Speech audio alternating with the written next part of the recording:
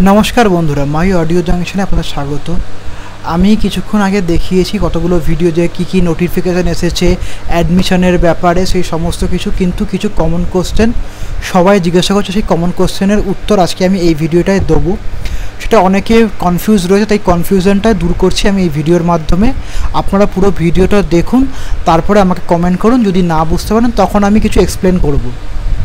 আজকের ভিডিওটা হচ্ছে মেরিট লিস্ট বেরানোর পর কি করতে হবে অ্যাডমিশনের জন্য। এটাই সবথেকে বড় কোশ্চেন সমস্ত স্টুডেন্টদের মধ্যে।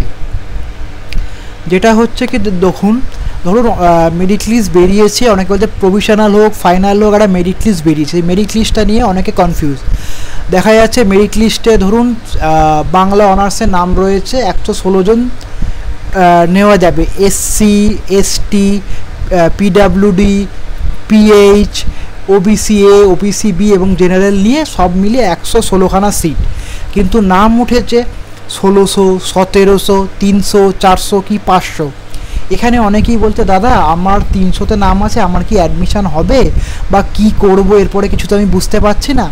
তাদের পুরো এক্সপ্লেন করে দিচ্ছি আমি এই ভিডিওটায় যে কী হচ্ছে। ধরো আপনার নাম মেরিট লিস্টে আসলো, ধরুন আপনার খুব ভালো নাম্বার পেয়েছেন, এই করে আপনার নাম আসলো 116 জন। আমি ফার্স্টেই বলে দিচ্ছি, ধরুন 116টা সিট আছে, আপনার নাম আসলো 130 কি 40-এ। সেক্ষেত্রে আপনার তাহলে ডিফারেন্সটা দাঁড়াচ্ছে খুবই অল্প। এবার হচ্ছে আপনাকে দেখতে হবে জেনারেল, আপনি যদি জেনারেল হয় তাহলে জেনারেলে কত নম্বরে আছে, এসসি হলে এসটিতে কত, এইগুলো দেখার পর দেখলেন যদি এসসি ওবিসিতে যদি আপনার ইনটেক ক্যাপাসিটির মধ্যে হয়ে তাহলে তো কোনো চিন্তা নেই। কিন্তু ধরুন আপনার জেনারেলে, সেক্ষেত্রে আপনি কি করবেন, আপনি কি করতে পারেন, আপনি একটু ধৈর্য ধরবেন। ব্যাপারটা হচ্ছে দেখুন যে কোনো ফর্মে কি হয়েছে, সবাই একটা কি দুটো কি মিনিমাম 3-4টে ফর্ম ফিল আপ করে। এবছর যখন কোনো অর্থ নেওয়া হয়নি, তাই কি হয়েছে লোকে অনেক বেশি রকম ফর্ম ফিল আপ করেছে। তার ফলে হয়েছে কি ধরুন আমি একজন স্টুডেন্ট, আমি যদি ফর্ম ফিল আপ করতে যাই, আমি 4টে কলেজ ধরে রেখেছিলাম যে 4টে কলেজ করবো, যে কোনো এর মধ্যে একটা পাবো।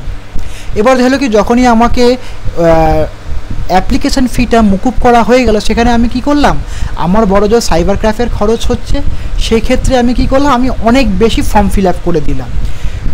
তার ফলে হলো কি প্রচুর বেশি ফর্ম হয়ে গেল। এক্ষেত্রে দেখা গেল আমার একটা কলেজে, আমার নাম, আমি যে কলেজটা বলছি 116টা সিট, আমার নাম 130-এ রয়েছে। আমাকে তাহলে কি কলেজ কীভাবে ডাকে দেখুন, ভালো করে শুনুন।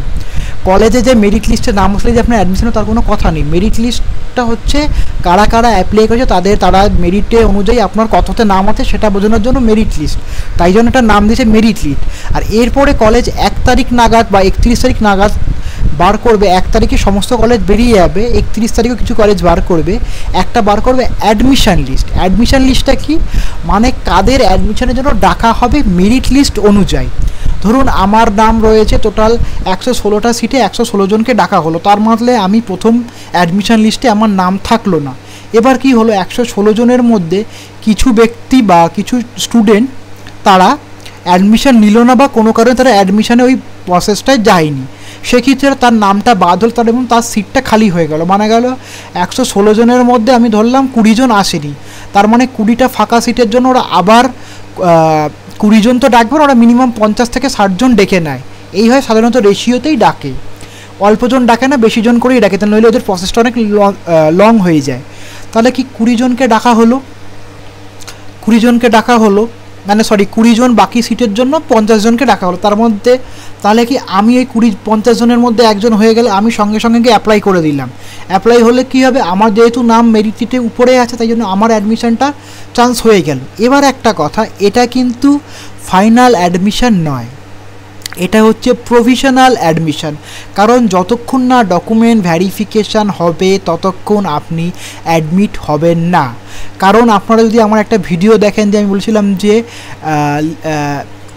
এতে ল্যামিনেশন করবে না, সেখানে দেখেছিলাম আমার রেজাল্টের পেছনে আমার কলেজে স্ট্যাম্প মেরে দিয়েছিল অ্যাডমিট বলে। ওই অ্যাডমিটটা যতক্ষণ না আপনার স্ট্যাম্প ফর্মের উপরে মানে রেজাল্টের উপরে পড়ে ততক্ষণ আপনি অ্যাডমিশন পাচ্ছেন না। কারণ হতেই পারে আপনি ফর্ম ফিল আপের সময় কিছু ভুল করেছেন, বা আপনার দ্বারা কোনো ভুল হয়েছে, বা সার্ভারে কোনো ত্রুটি আপনি দেখেননি। সেই সমস্ত ভুলগুলো যাতে হয়ে তাহলে আপনার তো অ্যাডমিশনটা ক্যান্সেল হয়ে যাবে, তাই ওরা দেখার পর আপনাকে ফাইনাল অ্যাডমিশন দেবে। কিন্তু যদি আপনার প্রভিশনাল অ্যাডমিশন হয়ে যায়, সেক্ষেত্রে যদি আপনার কোনো ভুল না থাকে তাহলে আপনার ভর্তি হওয়ার চান্স প্রায় 100%। আর যদি সামান্যও থাকে, খুব রেয়ার হলে ওটা মাত্র 10% ক্ষেত্রে ক্যান্সেল হয়। কিন্তু আমি যতজনের দেখেছি খুব কম লোকের হয়েছে, যাদেরগুলো হয়েছে সেগুলো সার্ভার প্রবলেমের জন্য এবং তাদের ফর্মের এররের জন্য, কারণ ওদের কোনো ভুলের জন্য নাম্বার কাটেনি। এই হচ্ছে ব্যাপার। তাই আপনারা মেরিট লিস্টে নাম আসলে 1 তারিখে দেখবেন, যখন ওদের অ্যাডমিশন লিস্ট আসবে সেখানে আপনার নাম আছে কিনা। তার জন্য আপনাকে ধৈর্য করতে হবে, সেই ধৈর্যটা রাখুন, তাহলে দেখবেন আপনার ঠিক অ্যাডমিশন হয়ে যাবে। তাই বেশি চিন্তা না করে বন্ধুরা আপনারা একটু ধৈর্য করুন, টেনশন নেবেন না, দেখুন একটা না একটা কলেজে অ্যাডমিশন হয়ে যাবে। এই হচ্ছে সেই ব্যাপারটা, পুরো আমি আপনাদের কাছে বুঝিয়ে দিলাম। তো বন্ধুরা এই ভিডিওটা ভালো করে দেখুন, বা আপনাদের কোনো ছোট জুনিয়ররা বা আপনাদের যারা বন্ধুবান্ধব বা আত্মীয় যারা করছে, যারা আমার চ্যানেলটা ফলো করে না, তাদের এই ভিডিওটা পাঠান, তাদের বলুন এই হচ্ছে প্রসেস, বেশি প্যানিক না করে ঠান্ডা মাথায় অ্যাডমিশন লিস্টের জন্য বসে থাকতে। সবাই ভালো থেকো, সবাই সুস্থ থেকো।